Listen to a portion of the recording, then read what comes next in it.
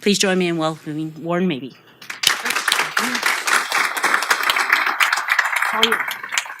Thanks very much. I always like to hear my long bio get read because it reminds me how much money I spent on university and how it all paid off. So I'm really glad to be here. I think this is a really exciting initiative. I'm super glad that St. Lawrence College is taking the lead, and I'm glad to see so many partners involved. I think that on behalf of Queen's, the university is excited to be part of this, and to see more bridges building between our two institutions, I think is important. I'm going to talk a little bit about low carbon economies and climate mitigation. And so if we skip to the first slide here and click it again because it's all animated. The big challenge that we have is greenhouse gas emissions, one of the big challenges that we have as a society. The numbers fluctuate depending on which source you use. Environment Canada reports about 730 megatons in 2014, and that's coming up as the later numbers start to come in. Broken down, as you can see on this slide. Now, you can't read the slide, particularly if you're at the back, but suffice it to say that we have a lot of different sources of emissions. And if you break them down by sector, which is how it's broken down here, you can see that oil and gas is very big up at the top. You can see that transportation in red is very big. But buildings, which is down at the bottom in blue, is a big one. And most of that footprint is associated with the heating and cooling of those buildings. So these are ongoing annual emissions. There is a footprint that's associated with building buildings, putting them together. That's a smaller piece. So if you broke it out, some of it would show up there. A lot of it would show up in construction, which is up at the top, the 3%. So this is a significant source of emissions for Canada. It's one of the things that we do have to deal with, particularly if you click the slide again. If you look at where emissions are going up the fastest. So if you look across all of our emission pools, you can see that buildings are going up by about 11% over roughly a 6-year period. Environment Canada does some kind of strange forecasting numbers. Industry is going up, oil and gas is going up, heavy duty transport's going up, other sources of transport are going up, but buildings are going up almost as quickly. And that's because we're in the middle of a building boom in Canada. We're building a lot, and we're building in a form that up until a decade or two ago was not the dominant form of construction. So we're building high rises, and we're building high rises faster. We're trying to do them more cost effectively, particularly in the big cities where cost has become the dominant factor, obviously, for what they want to put together. And this is having an impact on our emissions. So our emissions are going up faster in buildings than our population is rising. That means that we actually have a growing problem associated with heating and cooling these buildings, primarily the big buildings, as I say. If you click it again, I always like to throw in some good news. So the good news is that there are sources of emissions that are declining over the same period, particularly electricity production and light duty transport. So smaller vehicles, mostly gasoline-driven vehicles. I think electricity production is going down in terms of emissions because we've gotten better with technology. I think that light-duty transport's going down because it's gotten so expensive.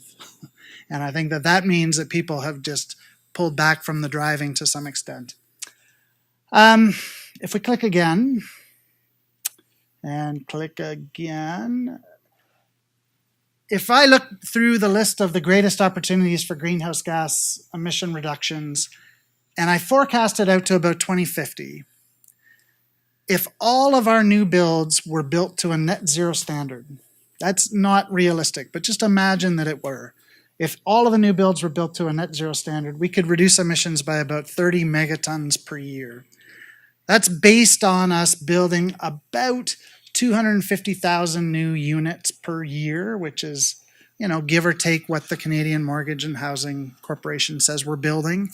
It presumes that we're applying all of the technologies and all the know-how that we have, which is not true because we're not doing that. In a lot of construction, we're doing things as cheaply and as quickly as possible. But if we did it, we could hit about 30 megatons per year. And you can compare that. So if you click, I think 3 more times, once, twice, 3 times. If you compare it to some of the other areas where I think there are some big emission reduction opportunities, we can reduce emissions in transport fairly significantly by changing materials and changing fuels. We can reduce emissions in electricity to some extent. We can reduce emissions in the oil and gas sector by some extent by doing some substitution. But buildings are going to rank up there with one of the best opportunities we have to get those emissions down. So what I'm trying to do here is to emphasize the why. Why do we want to do this? Why is this project so important? Why is it so critical that we develop a really forward-looking curricula so that we can support training and support new HQP in this area? It's because this is one of the big opportunities looking forward. It's one of the few ways I think that we can really start to reduce emissions long term. So we'll keep going because I have 50 more slides. No, I'm just kidding. What needs to change? This is what I was asked to address. So I think we need to have an improved understanding of life cycle impacts. If you click again, there's a nice picture here. So these are SIPS panels, and in fact, you can see some of them. They're just piled up outside there. I think most of the people in the room will know what SIPS stands for, structural insulated panels, right? You can kind of put them together like Lego. We mostly use them on roofing and wall systems now. Some floor systems, I think, but mostly roofing and wall. They are structural to some extent, but they still require support, meaning you still got to have your typical studs or joists, to hold things up. There's work being done right now to look at kind of a next generation of SIPs, which could be structural on their own, so that you could have an entire wall section that would have all the strength of a typical, stud kind of wall or stud and joist wall, without any of those 2x4s or 2x6s or 2x8s. If we start to get into that form of construction, you really start to change the paradigm in terms of how things are built, right? You start to move from a very labor-intensive way of putting together a wall system, and particularly in single-family or low-rise dwellings, and you start to get into something that looks a lot more like factory assembly. This is a big change for the people that are doing the work.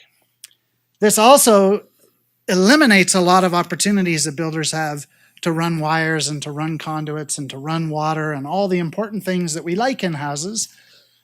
So there needs to be a lot of creative thinking about how these technologies are actually going to be applied. There needs to be a fair bit of learning, not just from the engineers and the scientists that are dreaming this stuff up, but from the tradespeople that are actually putting it together. Because there's some practical considerations which will limit how far these things can go. So we do need updated skills to put all these new materials to use. And if you click again, well, this is just to say that this type of construction could vanish over the next 20 years. The typical form of construction could totally be eliminated. We could be moving towards a very, very different way of assembling buildings, much more like high-rise construction in all forms, low-rise, whatever. Click again. Innovative building design, moving to net negative buildings, so buildings that are not only able to be off the grid, in theory, but are able to generate power and deliver it back. So if you click again, there's a lot of new building designs coming out. I've got a couple other pictures. This is actually Brock Common at UBC, so this is a 22-story wooden building with a cement or concrete core. So it's got a concrete elevator shaft, and everything else is basically laminated timbers, cross-laminated timbers or panels.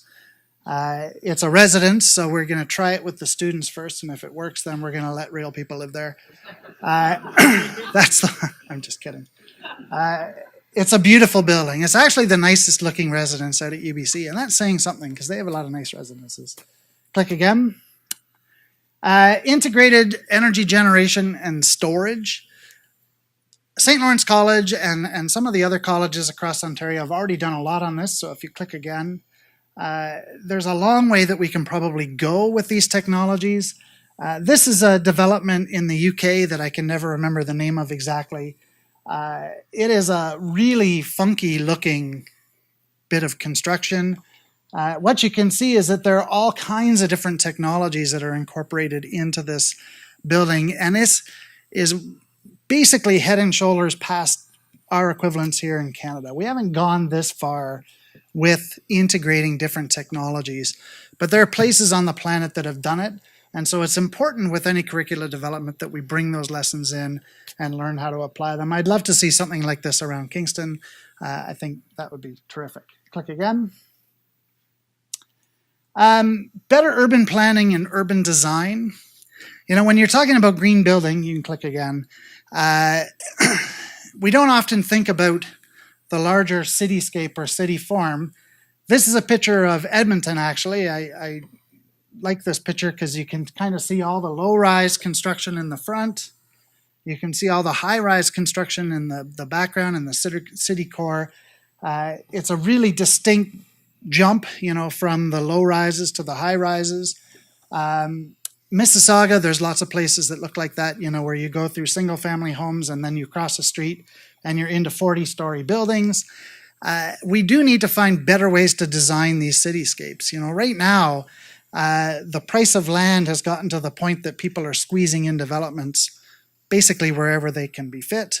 I think we need to get back to a little bit more central planning because it does affect the landscape, you know, the design of what it is that's going to be put into play. That has a big impact on, you know, what we ultimately build. So as we design these curricula, as we design these programs, there needs to be some connection back across that. So if you click again, I'm getting to my takeaway, so I must be either on time or ahead, I think. Low carbon building is going to affect our carbon footprint. It's going to affect energy consumption significantly. Low carbon building can reduce the energy required going into it. It can lower the embodied energy basically in the materials. It can reduce the carbon footprint. It can sequester carbon if it's done right, sequester it in a safe form over a long period, all of which are going to help us meet greenhouse gas goals. One of the things that needs to happen, and it won't happen within the confines of a program or a curricula, but needs to happen in the national discussion, is we need to find ways to reward that kind of construction. And so there's a parallel discussion that's going on around policy and around how you recognize the ongoing contribution that these types of buildings and these types of this type of construction will have. It's probably not enough just to reward it with a carbon price. And if you're following the papers, you know that we won't have a carbon price in a few weeks anyway, because our new premier is going to take that away. We probably need to have some kind of ongoing recognition, whether it's in the form of a tax break or whether it's in the form of homeowner support or something like that, because it will cost money, particularly at the beginning, to implement all of these ideas. Nope, we're still going. But good. Low carbon building, even if we just apply it to new builds, will ultimately be able to contribute anywhere from 5 to 10% of Canada's overall greenhouse gas emission footprint targets. So in terms of where we want to go, this is a big slice of the pie. And so it's desperately important that we start this process now and that we start pushing it forward now, because if we don't, we'll be playing catch up all the way down the line. We build houses to last. You know, we don't build buildings to be torn down in 5 years and replaced. It's not the same as a transportation fleet where you can make big improvements in the course of a decade. It's going to take decades and decades in order to get this done. So starting now means that we can get to that level of an achievement. And the critical issue is moving these technologies forward with the right kind of policy framework. And that means not thinking of a building on its own. You know, it's part of a system, and I know that systems thinking is one of the things that came up this morning in the breakouts. It's part of a big integrated urban system, or, you know, even more than urban. It's our national infrastructure. investing in that national infrastructure will allow us to take advantage of all these technologies and all of these opportunities.